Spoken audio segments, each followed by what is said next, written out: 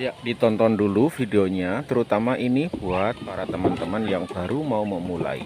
Awalnya saya hanya pelihara 4 betina, 1 pejantan, dan alhamdulillah sekarang teman-teman sudah bisa lihat sendiri. Tentunya ada proses-prosesnya. Ditonton terus, di sini akan saya kupas full dari awal sampai saat ini. Ya, ini teman-teman telurnya ya. Nah, ini juga sedang bertelur. Nah, seperti ini.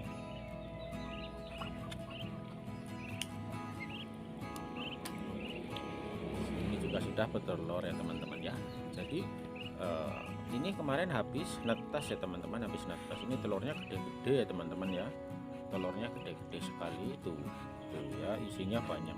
Ini terus ya teman-teman, ini baru berapa ya, kalau nggak salah 9 atau 10 ini ya. Tuh ya teman-teman ya, mudah-mudahan teman-teman bisa terinspirasi memanfaatkan lahan yang ada walaupun sempit. Nah, ini yang sedang anggrem ya teman-teman ya.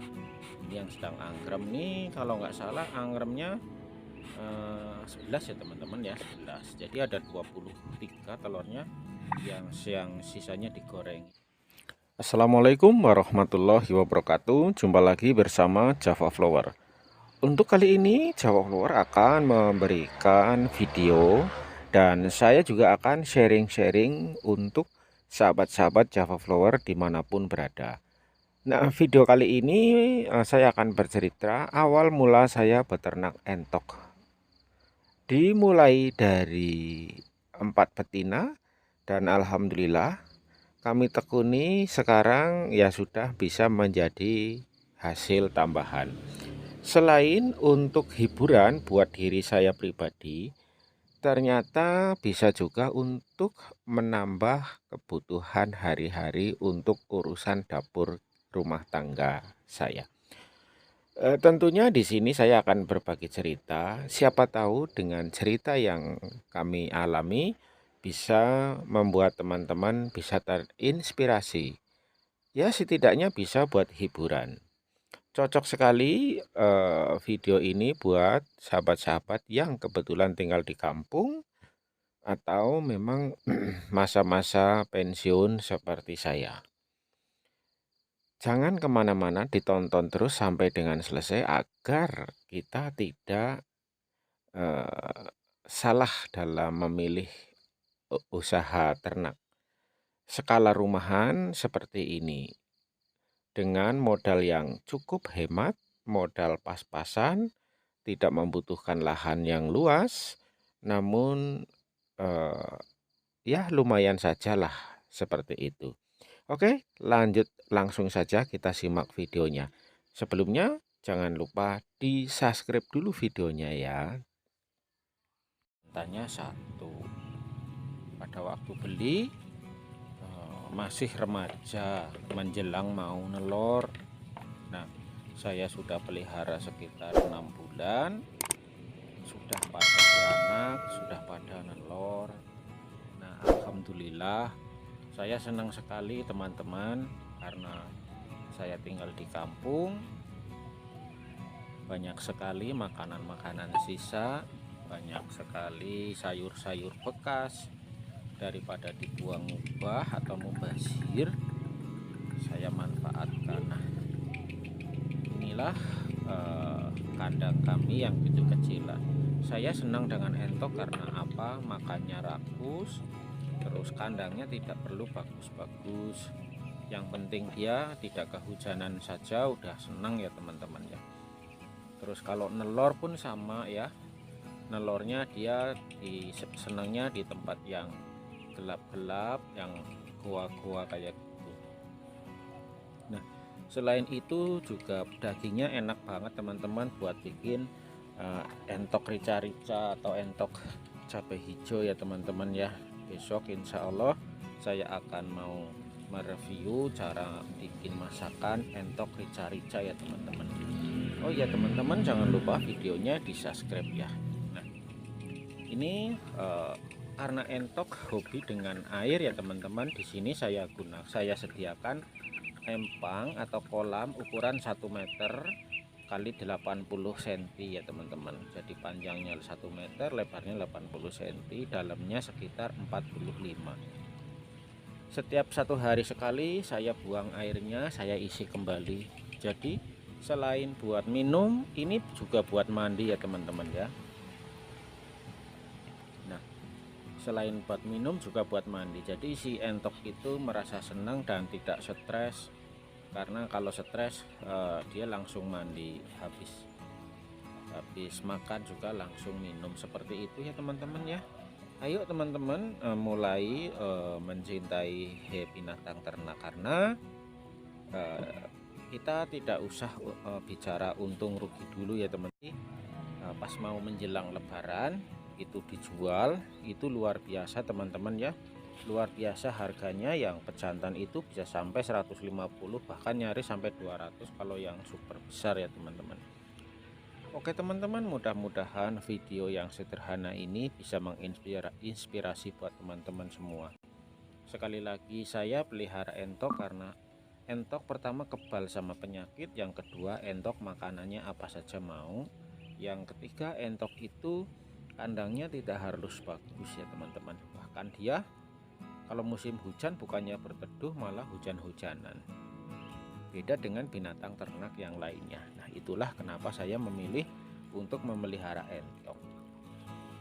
Itu tadi telur-telurnya ya teman-teman. Semoga dengan tayangan ini teman-teman bisa terhibur. Beternak unggas sangat menyenangkan sekali, terutama buat saya pribadi ya.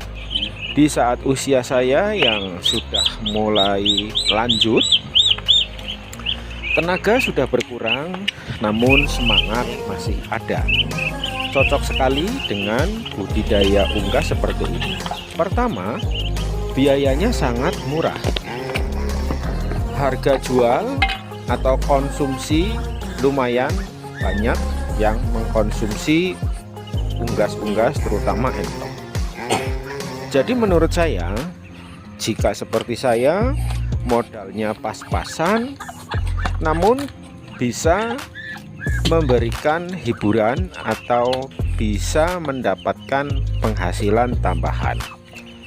Hitung-hitung menghibur diri sendiri di rumah seperti ini, ya mencari kesibukan seperti itu. Insya Allah dengan sibuk-sibuk ria seperti ini, ada hiburan-hiburan seperti ini, akan mengasah otak kita, sehingga insya Allah umur kita akan panjang, insya Allah badan kita akan sehat karena dengan aktivitas seperti ini. Nah, itu alasan kami untuk budidaya entok. Saya pensiunan dari golongan bawah. Saya memutuskan diri untuk pulang ke kampung. Dan alhamdulillah setelah di kampung saya menemukan hobi, yaitu pelihara unggas seperti ini. Pertama, tidak perlu tempat yang luas, tidak perlu kandang yang bagus, cukup di pagar-pagar aja seperti ini. Ya, setidaknya bisa untuk menghibur, dan apabila anak saya atau saya ingin telur, tinggal ambil, kepengen makan dagingnya tinggal ambil atau tinggal potong, seperti itu. Jika kita tidak punya pakan, kita bisa tangkap 1 ekor, kita bawa ke pasar untuk beli pakan, seperti itu. Jadi itulah alasan kami untuk pelihara unggas seperti ini. Saya belum berpikir untuk ke arah hobi, ke arah bisnis yang lebih luas. Jangkauan saya hanya lokal-lokal saja. Saya menjual di pasar tradisional di sekitaran rumah saya. Kebetulan rumah saya dekat pasar. Saya tinggal panggil aja, Pak, saya mau jual entok, Bapak mau nggak ke rumah? Alhamdulillah datang ke rumah. Seperti itu. Sesekali ada teman-teman subscriber saya yang membutuhkan untuk dicarikan entok, insya Allah jika memang saya bisa akan saya carikan, seperti itu. Pada intinya sekedar buat hiburan, buat ya hitung-hitung menyibukkan diri lah dengan cara budidaya entok seperti ini. Karena saya senang dengan entok, kuat sekali dengan serangan penyakit. Yang paling penting kita rajin untuk menjaga kebersihan kandang. Seperti apa sih menjaga kebersihan kandang? Usahakan jangan ada air-air yang menggenang.